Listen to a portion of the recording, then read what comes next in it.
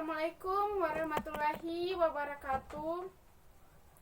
Perkenalkan, nama saya Fitriani, jurusan Ilmu Perpustakaan Fakultas Adab dan Humaniora UIN Alauddin Makassar, kelas AP2 dengan NIM 404120098. Nah, di sini saya akan membahas tentang apa sih itu internet. Siapa sih yang gak pernah mendengar istilah internet sekarang ini? Hampir semua orang, mulai dari anak-anak hingga orang dewasa, bahkan lansia, sekalipun sudah tak asing lagi dengan istilah tersebut. Nah, yang pertama, apa sih itu internet?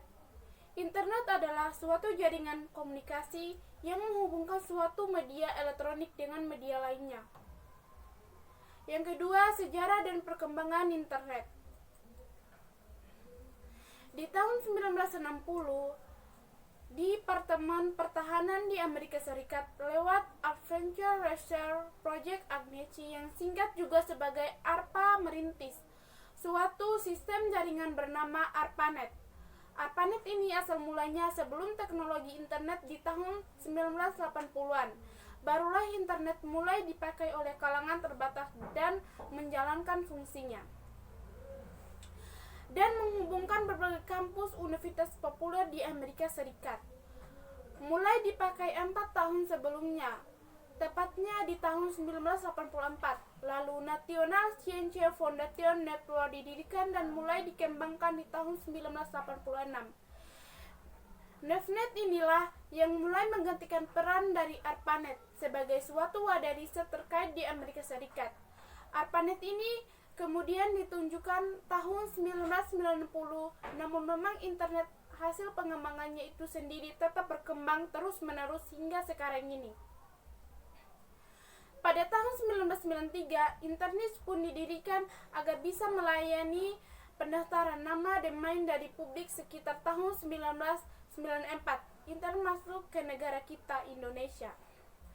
3. Pengguna internet. Di Indonesia, pengguna internet mencapai 150 juta jiwa dengan penetrasi 56% yang terbesar di seluruh wilayah. Hasil dari survei APJI 2018, pengguna internet masih memiliki persentase paling tinggi di Pulau Jawa dan Sumatera.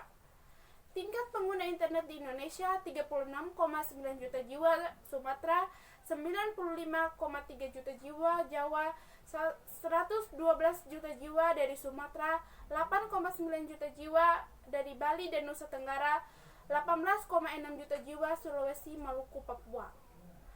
Kontribusi pengguna internet per provinsi. 1. Sumatera Aceh 50%, Sumatera Utara 63%, Sumatera Barat 26%, Riau 21%, Jambi 14%, Bangka Belitung 8%, Kepulauan Riau 10%, Lampung 20%, Sumatera Selatan 30%, Bengkulu 9%.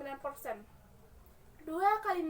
Kalimantan Barat 71%, Kalimantan Selatan 16%, Kalimantan Tengah 9%, Kalimantan Timur 17%. Jawa, Banten 48%, Jawa Barat 167%, Jawa Tengah 143%, Jawa Timur 135%, DKI Jakarta 48%, DI Yogyakarta 16%.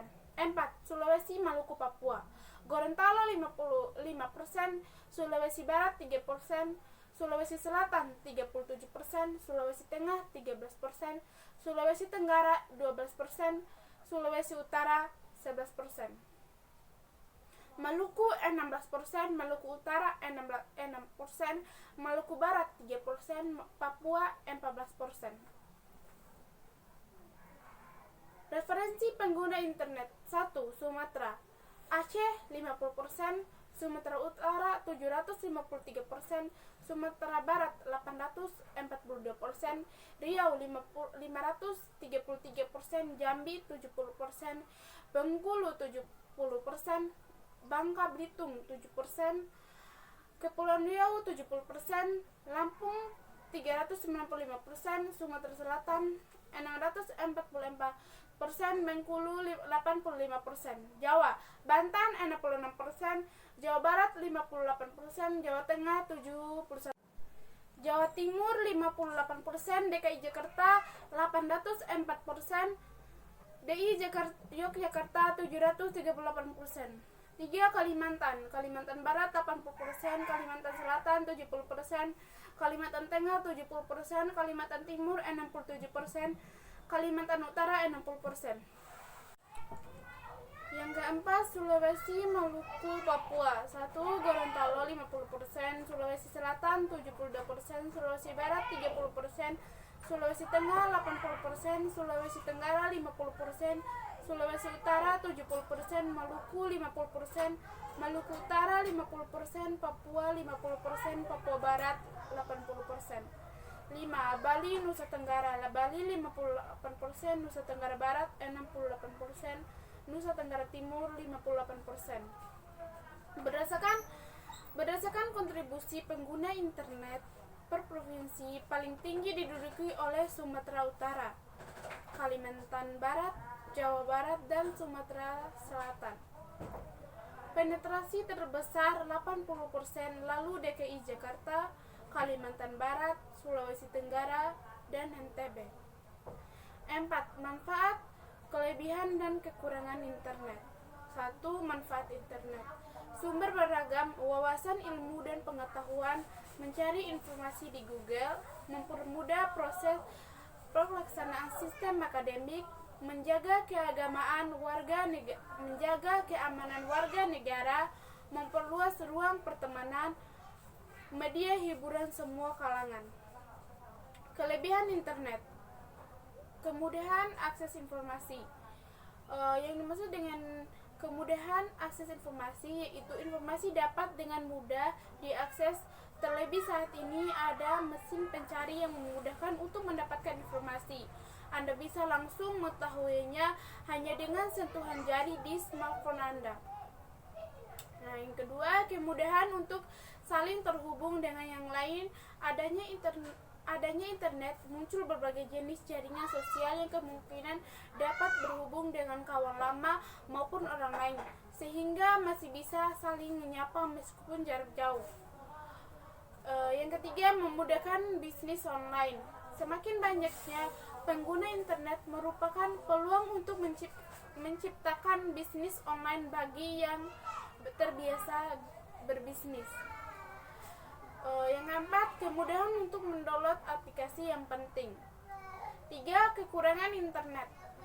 1. Menimbulkan radiasi. Internet mudah diakses dimanapun, baik melalui smartphone atau laptop Anda. Melihat internet berjam-jam dapat memicu terjadinya radiasi pada mata. 2. Menimbulkan nyeri pada pinggang.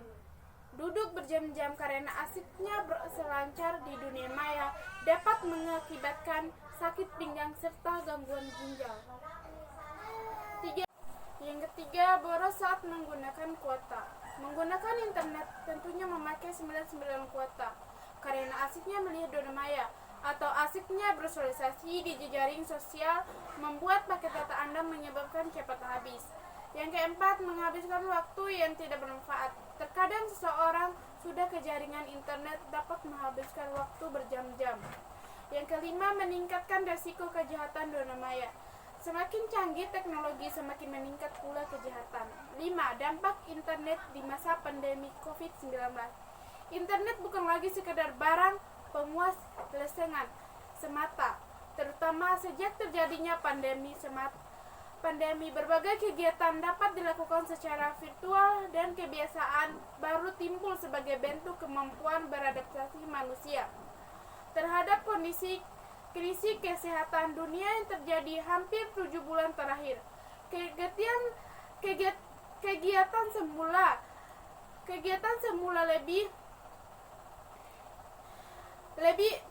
semula lebih banyak dilakukan dengan kontak fisik, kini lebih sering dilakukan daring. Bahkan di awal pandemi, baik kegiatan belajar, mengajar, beribadah, berbelanja maupun kegiatan bekerja WFH lebih banyak dilakukan di rumah.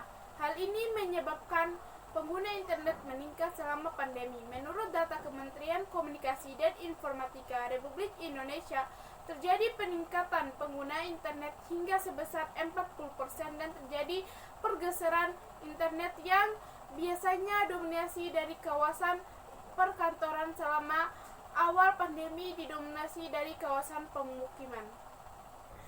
Mungkin segitu saja dari saya. Lebih dan kurangnya saya mohon maaf. Wassalamualaikum warahmatullahi wabarakatuh.